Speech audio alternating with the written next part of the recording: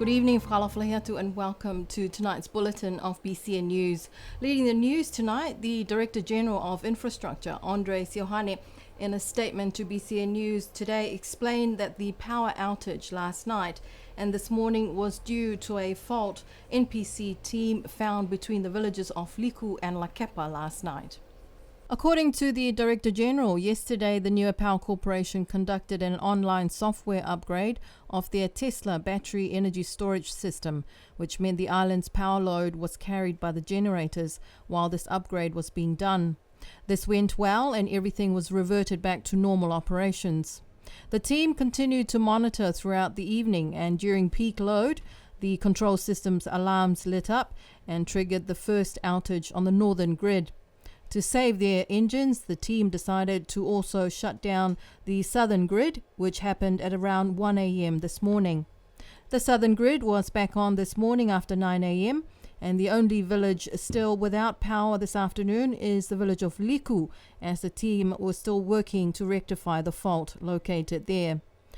Siohane said that the Niue Power team will continue to monitor the system over the next 2 days and asked the community to please help conserve energy. They will inform should there be a requirement for another power shutdown. And the Minister of Social Services, the Honourable Sauni Tongatule, says that Cabinet recognises the significant contribution of the Ekalesia Keresiano Niue to the island as the biggest religious denomination. The Minister was responding to a question from Common Role Member Honourable Terry Coe yesterday at the Whanokē Pule as to why the government decided to give $120,000 to the Ekalesia Niue last month. The minister responded to the question, saying that the Ekalesia is the largest denomination on the island and is historically significant in the introduction of the gospel to Niue. Missionaries from Niue also worked in other countries in the Pacific, spreading the word, and some of these missionaries died where they served. This is a sacrifice that is worth remembering. Minister Tongatule continued to list some of the other activities that the clerics of the Ekalesia undertake, such as the Bible study program at the two schools, which has been in place for many decades. He said that there is support through funding for the National Council of Churches, which is with the Community Affairs Department. Minister Tongatule said that this is not the first time the government is facing financial issues. However, this year is made worse because of COVID-19. But that Cabinet thought hard about this contribution and felt that it is much needed to support the institution of the Ekalesia Keresiano Niue, which is and has been tending to the spiritual needs of the majority of people on the island. A launch and blessing of 7 billboards was held this afternoon at the Millennium Hall. This is part of the Niue Met Office project with community groups like the Girls and Boys Brigade.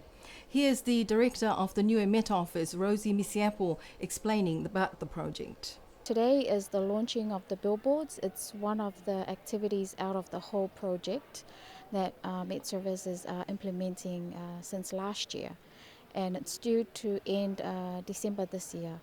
So today the brigades have worked on 7 billboards which highlights different messages, key messages for climate services, climate information, as well as disaster awareness. The billboard that has been erected up here for today is to help the young generation of the Ekalesia Niue, as well as our population, general public, to understand when the phases are occurring.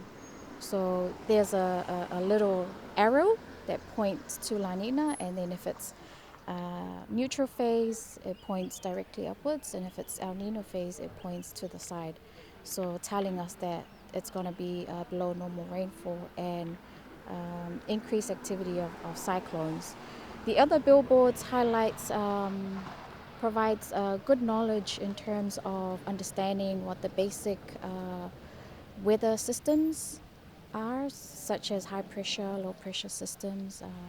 So today is a really successful day that Girls and Boys Brigade, mainly the Girls Brigade and their officers, have taken time up to 2 months to work on the billboards that has been allocated to them to work on. So I'm very thankful for their efforts, their contribution, and to the Ekalesia Niue for allowing us to have the billboard up here in front of the Ekalesia Niue land, and also thanking the Ekalesia of Alofi and the people of Alofi. The billboard located at the Millennium Hall was unveiled by the President of the Ekalesia Niue, Reverend Nuka Tauevihi, and the Minister of Natural Resources, Honourable Mona Inu.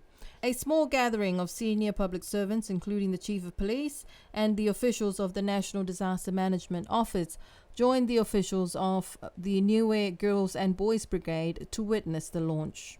According to Mrs. Misiapo, the other 6 billboards will be erected in front of the Joint Emergency Operations Centre at Fonuakula and at the Hannon International Airport. The Health Department is about to start their last mosquito spraying program for the year, a timely undertaking given the heavy rain we've had recently.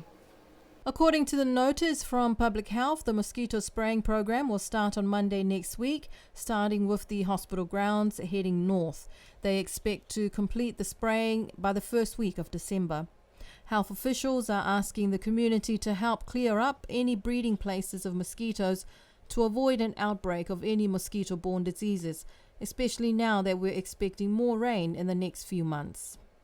This next story is said to be the first social media posting from Niue to have gone viral in a matter of days, with over 300,000 reached, over 30,000 reactions, and 1,500 shares on Facebook, thanks to an enthusiastic Niue organic farmer who is quite passionate about an alternative insect repellent.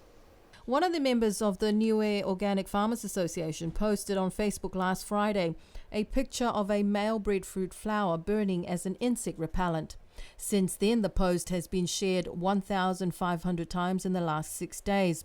BCN News spoke to the president of the Niue Organic Farmers Association, Marianne Talangi, who told us that this post has boosted the profile of Niofa, and they are very happy to be Niue's first viral posting. Niofa was established in 2001 and they have over 40 members and is growing slowly. According to Marianne, the viral post also reached some international media like Radio New Zealand, who contacted her wanting to know more about their organisation. Sharing the message and raising awareness on the negative impacts of non-communicable diseases is the theme of a walk, run or cycle around the island initiative of the Tuapa Group Fitness, ready to start tomorrow at 4:30 a.m. 30 people are registered to take part, all in an effort to promote awareness of the effects of non-active lifestyle on our health. According to the Tuapa Fitness Group, 53% of the island population have some form of non-communicable disease, such as diabetes or high blood pressure. They said that this Round the Island event is a demonstration of their commitment to their long-term goals and to reaffirm their vision of a better, healthier and prosperous life on Niue. All the best to the group and well done on promoting health awareness, especially leading up to the festive season, the season of overeating and way too much food. But that's it for our news tonight. You have a lovely weekend and join me again on BCN News next week. Until then, good night.